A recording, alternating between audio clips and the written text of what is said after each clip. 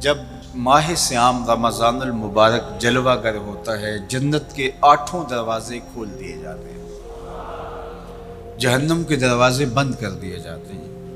اور شیاطین جکڑ دیے جاتے ہیں۔ اللہ جل شانہ اس موسم رحمت میں خاص عنایات اپنے بندوں پہ فرماتا ہے۔ ایک نفل ادا کرنے سے فرض ادا کرنے کا ثواب ملتا ہے اور ایک فرض ادا کرنے سے 70 فرائض ادا کرنے کا ثواب ملتا ہے۔ اسی طرح راہ خدا میں 1 روپیہ دو گے تو 70 روپے خرچ کرنے کا ثواب ملے گا۔ اسی طرح باقی نیکیاں بھی جتنی بھی ہم کرتے ہیں، وہ ایک نیکی کریں گے تو 70 گنا اجر ماہ سیام میں ہمیں نصیب ہوتا ہے۔ اس لیے اہل ایمان کا یہ طریقہ ہے کہ وہ اس مہینے میں کثرت کے ساتھ تلاوت کرتے ہیں، کیونکہ ایک مرتبہ اگر قرآن مجید پڑھ لیا تو 70 مرتبہ قرآن مجید پڑھنے کا ثواب نصیب ہوا۔ ماہ سیام میں چونکہ شیطان بندھا ہوا ہوتا ہے، تو ہم اپنے آپ کو نیکی کی طرف اگر لانا چاہیں تو اتنی رکاوٹیں نہیں ہوتی جتنی عام دنوں میں ہوتی ہیں، لیکن اس کے باوجود بہت سارے لوگ ہیں جو رات کو بڑا پکا ارادہ کر کے سوتے ہیں کہ میں صبح وقت پہ اٹھوں گا اور نوافل بھی پڑھوں گا اور نماز بھی ادا کروں گا، لیکن جب صبح ہوتی ہے تو انہیں یا تو جاگ نہیں آتی یا نیند سے بیدار ہو جاتے ہیں، بستر سے اٹھا نہیں جاتا۔ جبکہ وہی شخص انہوں نے صبح سبزی منڈی جانا ہو تو چھلانگ لگا کے اٹھتے ہیں اور سبزی منڈی پہنچتے بھی ہیں۔ سستی طبیعت کا کسل نہیں ہوتا۔ عمومی طور پہ ہم اپنے آپ کو بیمار تصور کر لیتے ہیں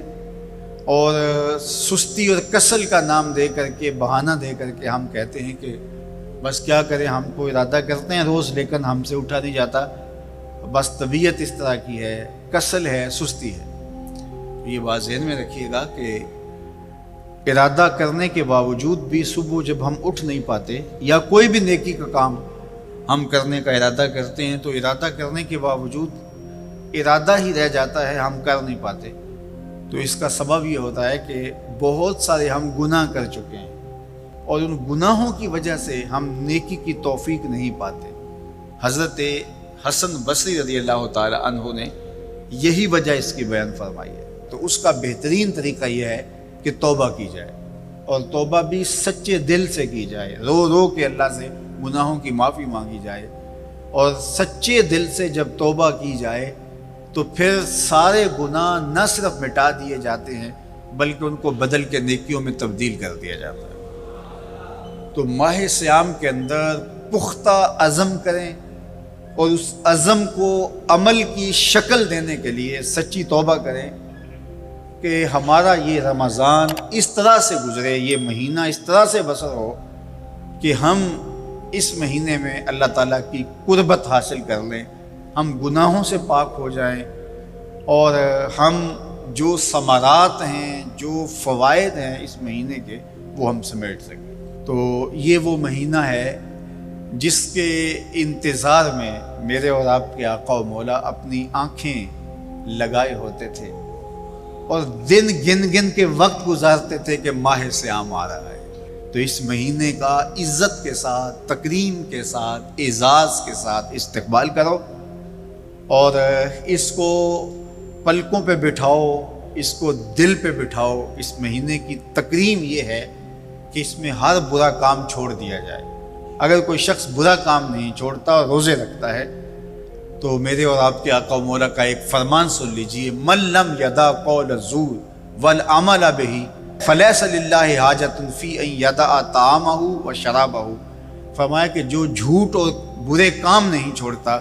اس کے بھوکا اور پیاسا رہنے کی اللہ کو کوئی ضرورت نہیں ہے۔ تو روزہ خوراک بچاؤ مہم نہیں ہے جو چلائی جاتی ہے، بلکہ یہ تزکیہ نفس کا موسم ہے، باطن کی صفائی کا موسم ہے۔ اور باطن کی صفائی نہیں ہوتی جب تک ہم کوشش کریں۔ آپ کے بدن پہ بہت ساری میل چڑھی ہوئی ہے اور جمی ہوئی ہے بدن کے ایک ایک عضو پہ میل، تو آپ پانی میں چھلانگ لگا کے باہر بھی آ جاتے ہیں تو میل نہیں اترتی، چلو کچھ نہ کچھ فرق تو ضرور پڑ جاتا ہے، لیکن میل نہیں اترے گی۔ میل کب اترے گی؟ جب آپ اپنے بدن کو مل مل کے اس کے اوپر صابون لگا کر کے اچھی طرح سے اس کو جب اتاریں گے محنت کوشش سے، تو پھر آپ کا بدن مہک جائے گا، ہلکا پھلکا ہو جائے گا، میل اتر جائے گی۔ یہ موسم رحمت ہے، اللہ کی رحمتوں کا می برسے گا، اس سے کچھ نہ کچھ فائدہ تو ہوگا ہی،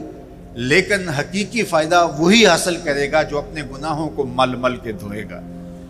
اور اپنے آپ کو صاف کرنے کی کوشش کرے گا۔ تو اپنے من کے میل اتارنے ہیں، اپنے باطن کے میل اتارنے ہیں، اپنے اعمال کی درستگی کی کوشش کرنی ہے۔ صلاۃ التراویح مسجد میں نہیں آ سکتے تو گھروں میں پڑھ لیجئے، جس طرح بڑی عمر والے لوگوں کو، بیمار لوگوں کو کہا گیا کہ آپ گھروں میں پڑھ لیں، بچوں کو کہا گیا، لیکن چھوڑیے گا نا،